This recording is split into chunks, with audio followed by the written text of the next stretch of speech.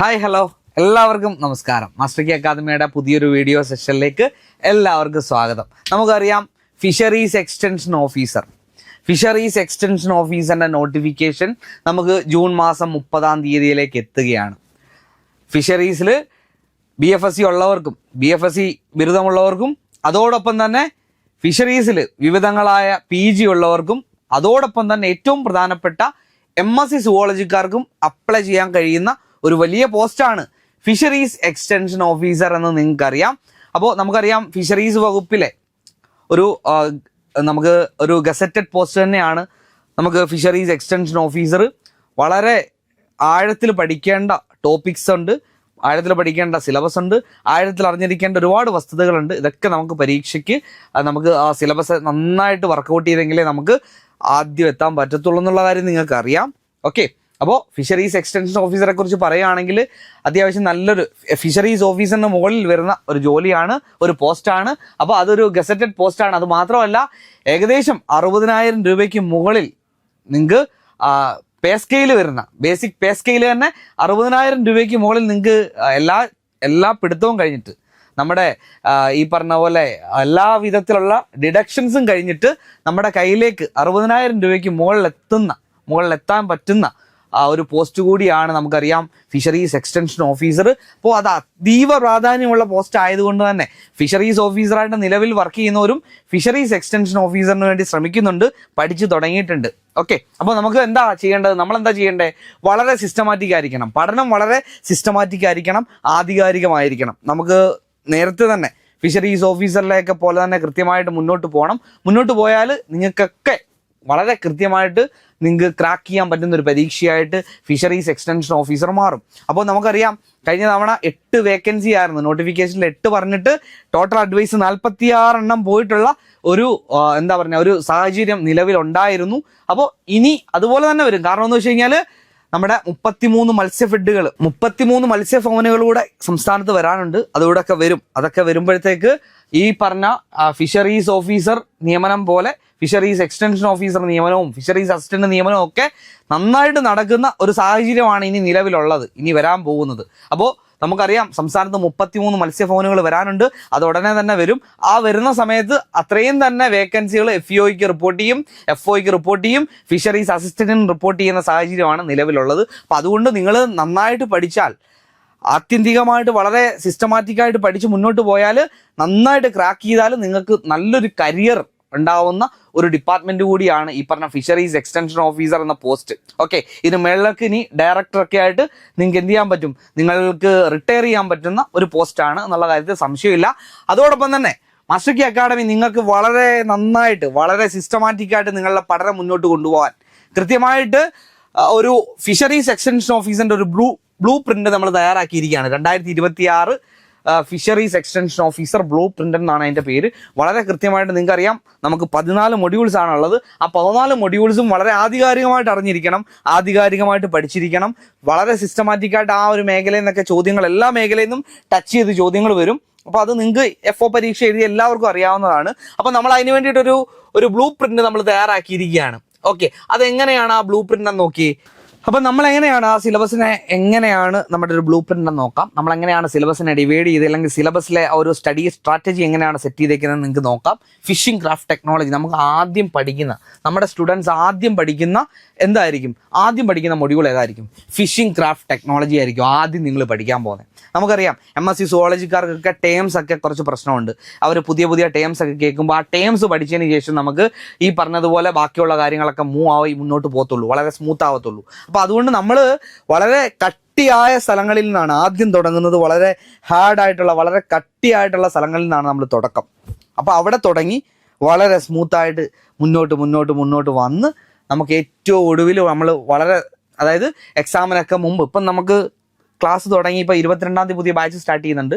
ആ 22-ാം തീയതി batch start ചെയ്ത് കഴിഞ്ഞാൽ നമുക്കൊരു 60-70% നമുക്ക് കവർ ചെയ്യുന്ന രീതി വളരെ സിസ്റ്റമാറ്റിക്കായിട്ട് ഓരോ ടോപ്പിക്സ് കവർ ചെയ്തായിരിക്കും മുന്നോട്ട് പോകുന്നത്. അപ്പോൾ ആദ്യം നമ്മൾ തുടക്കം ഇടുന്നത് ഫിഷിംഗ് ക്രാഫ്റ്റ് ടെക്നോളജി എന്നാണ് നമ്മൾ തുടക്കം ഇടുന്നത്.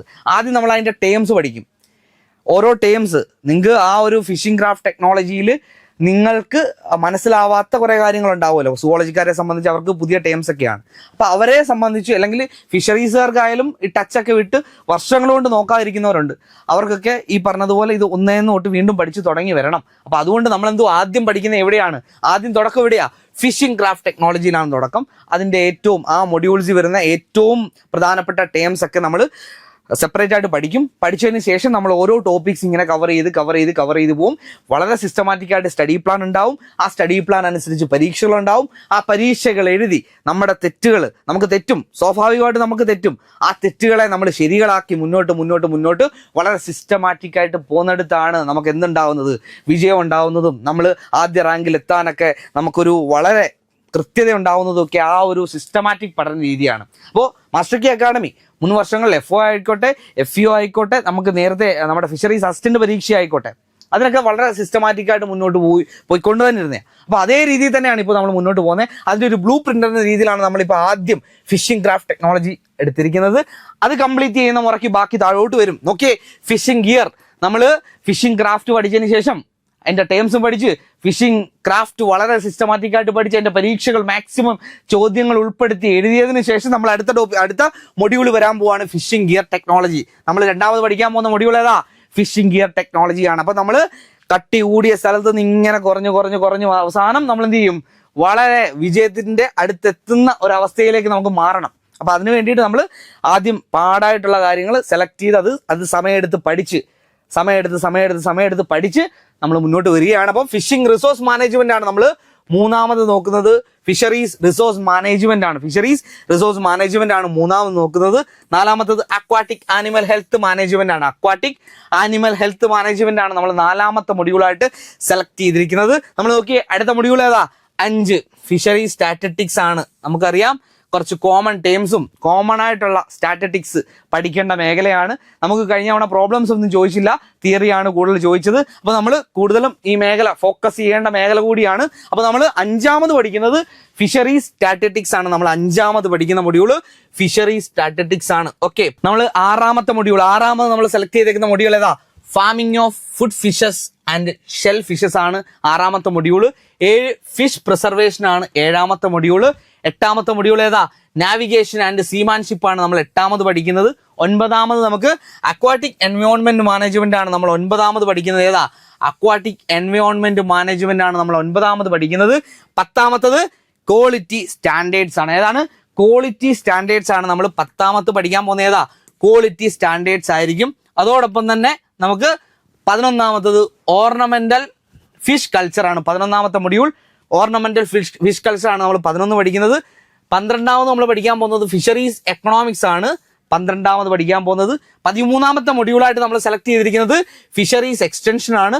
14ാമത്തെ മൊഡ്യൂളായിട്ട് നമ്മൾ സെലക്ട് ചെയ്തിരിക്കുന്നത് ഫിഷറീസ് അഡ്മിനിസ്ട്രേഷൻ ആൻഡ് ലെജിസ്ലേഷൻ ആണ്. ഇപ്പം ഇത്രയും കാര്യങ്ങളാണ് നമ്മൾ ഈ രീതിയിലാണ് നമ്മുടെ ഒരു ബ്ലൂ പ്രിന്റ് നമ്മളിപ്പോൾ നിലവിൽ തയ്യാറാക്കിയിരിക്കുന്നത്.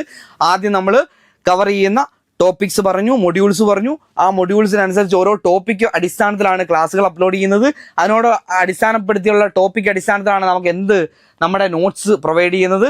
ഓരോ വീക്കിലും കൃത്യമായ സ്റ്റഡി പ്ലാനുകൾ ഉണ്ടാവും. ആ സ്റ്റഡി പ്ലാൻ അനുസരിച്ച് വളരെ സിസ്റ്റമാറ്റിക് ആയിട്ട് നമ്മൾ മുന്നോട്ട് പോകും. അതിൻ്റെ പരീക്ഷ എഴുതി കൃത്യമായിട്ട് മുന്നോട്ട് പോകാനാണ് നമ്മുടെ പ്ലാൻ. ഓക്കെ, അപ്പോൾ നിങ്ങൾക്ക് വളരെ നന്നായിട്ട് വളരെ സിസ്റ്റമാറ്റിക് ആയിട്ട് ഈ ഒരു പരീക്ഷ അഭിമുഖീകരിക്കാൻ മാസ്റ്റർ കീ അക്കാഡമിയോടൊപ്പം തയ്യാറെടുക്കാൻ അവസരമുണ്ട്. അപ്പോൾ മാസ്റ്റർ കീ അക്കാഡമിയുടെ ഏറ്റവും പുതിയ ബാച്ച് ജൂൺ 22-ാം തീയതി ആരംഭിക്കുകയാണ്. നിങ്ങൾ പെട്ടെന്ന് തന്നെ ജോയിൻ ചെയ്തോളൂ. അപ്പോൾ താഴെ നൽകിയിരിക്കുന്ന നമ്പറുകളുണ്ട്. ആ നമ്പറുകൾ നമ്മുടെ ഹെൽപ്പ് ലൈൻ നമ്പറുകളാണ്. ആ നമ്പറുകളിൽ വിളിച്ചിട്ട് നിങ്ങൾക്ക് എന്ത് ചെയ്യാൻ പറ്റും?